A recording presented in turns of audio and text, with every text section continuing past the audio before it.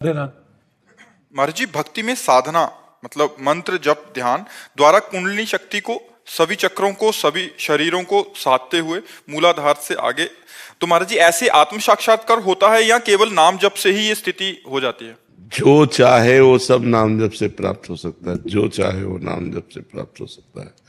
पर इतना तीव्र नाम जप हो, इतना जोर का नाम जप हो कि कुंडलिनी शक्ति में जाकर के आग पैदा कर दे, गर्मी पैदा कर दे, रात दिन भजन, वो फिर उत्थान करती है और ब्रह्मरंध्र तक पहुंच जाती है। अब जो जितना पहुंचा पाए उतनी क्षमता होती है, पर वो ऐसे नहीं होती, वो श्वास प्रश्वास की गति से होती है। अधिक से अधिक श्वास नाम जप ऊपर, प्रश्वास नाम जप नीचे जपते हुए शांत गति, अल्पाहार, प्रपंच शून्य, परम पवित्र निरंतर नाम जप। अब जो चाहे वो प्राप्त हो जाएगा। ब्रह्म ज्ञान चाहे ब्रह्म ज्ञान प्राप्त हो जाएगा, भगवत प्रेम चाहे भगवत प्रेम प्राप्त हो जाएगा, योग की सिद्धियां चाहे तो योग की। हनुमान जी में कौन सी सिद्धि नहीं है, या कई ऐसे भक्त हुए उनमें कौन सी सिद्धि नहीं, पर उस कोटि का भजन होना चाहिए ना। आकाशचारी हो जाना, बहुत रूपों में हो जाना, बहुत दूर की बात सुन लेना, बहुत दूर की बात देख लेना, चट्टान में भी प्रवेश कर जाना, ये सब सिद्धियां प्राप्त हो जाती हैं। अगर इन सिद्धियों को प्राप्त करे तो भगवान का प्रेम प्राप्त नहीं होता। इसीलिए बहुत बड़े बड़े महापुरुषों में कोई सिद्धि नहीं देखी जाती, केवल प्रेम देखा जाता है। वो प्रेम हृदय में जागृत कर लिए। कुछ ऐसे महापुरुष होते हैं जो सिद्धियों तक पहुंच पाते हैं, प्रेम तक नहीं पहुंच पाते हैं। तो सिद्धियां ब्रह्मलोक तक ले जाती हैं, भगवत धाम नहीं। भगवत धाम तो प्रेमी जन पहुंचते हैं। महाराज जी, आपने पूर्व में योग साधन ये सारे किए हैं महाराज जी। महाराज जी, कुंडलिनी जब जागृत होती है तो कैसा अनुभव? अरे आकाश पाताल एक हो जाता है। मतलब पूरे शरीर की नस नाड़ियां झंझकृत हो जाती हैं। मतलब जब उत्थान करती है तो एक एक पीता शरीर उठ जाता है आसन से, पद्मासन लगाए बैठे आसन से उठ जाता है। पूरे शरीर की झंझ, मतलब आपको देख के लगेगा इनको प्रेत आ गया है क्या। आग पैदा हो जाती है, आग पैदा हो जाती है, और क्या। ऐसे परमार्थ की हर स्थितियां जागृत हो जाती हैं।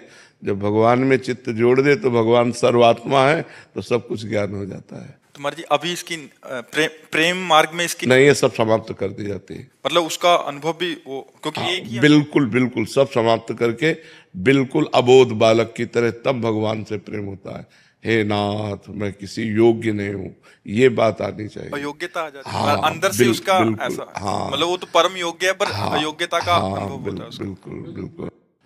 एक बार एक संत बड़े सिद्ध योगी थे, तो एक संत अपने शिष्यों के साथ भगवत भक्त नाव में बैठ रहे थे। तो वो अपनी रौब दिखाने के लिए खड़ाऊ पहने हुए गंगा जी में ऐसे, और जब वो नाव आगे बढ़ी तो वो खड़ाऊ से ऐसे चल के बोले, क्या तुम्हारी साधना है, नाव में बैठकर जाते हो।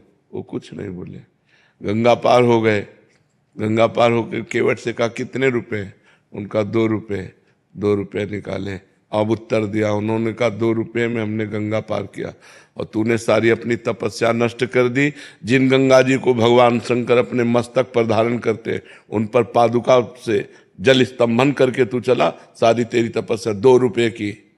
जो कार्य हमारा 2 रुपये में निपट गया, तेरा सारी तपस्या नष्ट हो गई। तो जो योग की सिद्धियां, उनमें अहम भी रहता है, मैं ऐसा, मैं और भगवान का दास अहम शून्य होता है।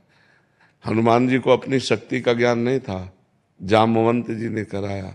का चुप साधि रहा बलवाना, पवन तनय बल पवन समाना, का चुप साधि रहा बल।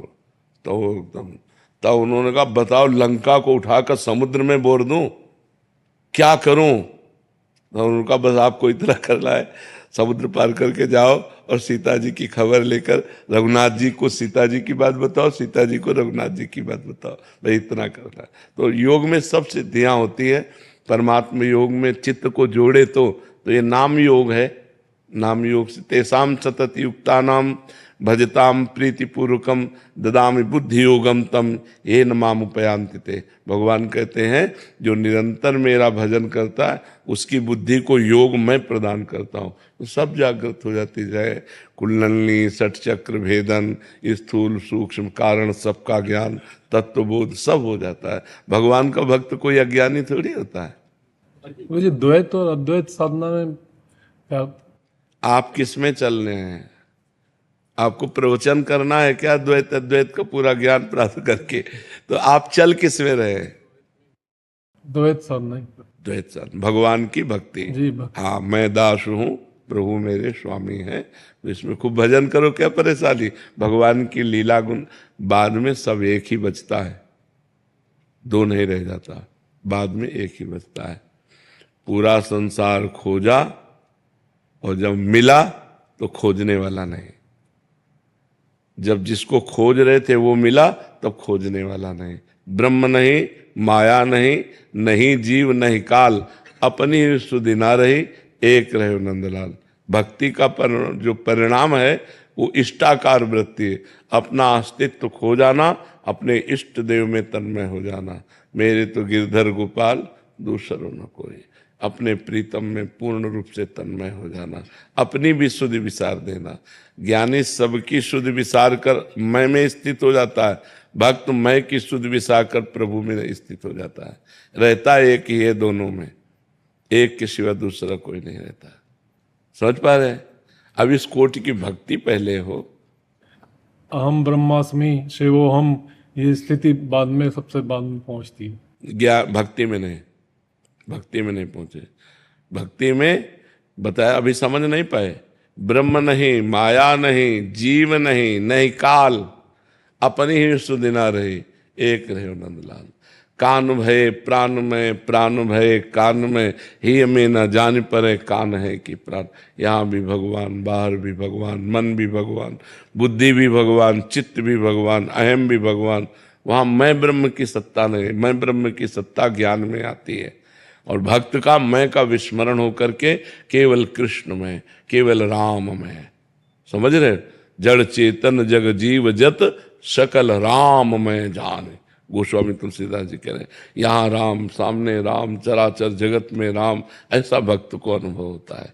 ज्ञानी को चराचर जगत ब्रह्म स्वरूप मेरा ही स्वरूप है और मैं ब्रह्म हूँ, स्वयं ब्रह्म मैं हूँ, ऐसा अनुभव होता है ज्ञानी। वो भी सत्य मार्ग है, अलग अलग मार्ग से वहाँ भगवान का अनुभव होता है। समझ पा रहे हैं जी?